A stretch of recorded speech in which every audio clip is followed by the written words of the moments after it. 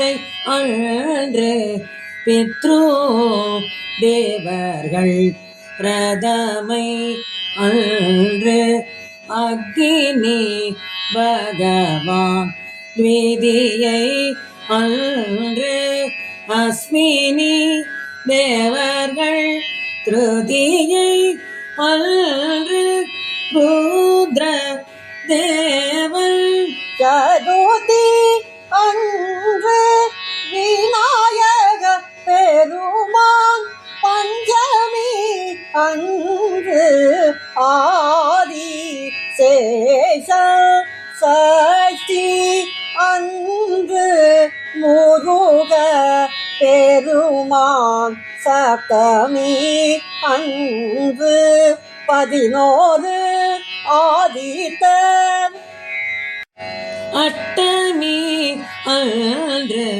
மாத்ரு கணங்கள் நவமி அன்று காயத்ரி தேவி தசமி அன்று அஷ்டதிக் பாலர் ஏகாதசி அன்று தனதல் குபேரல் துவாதசி அன்று விஷ்ணு பெருமாள் திரையோதசி அன்று தர்ம தேவதை சதுர்தசி அன்று நீல கண்டன் பௌர்ணமி அன்று பூரண சந்திரன்.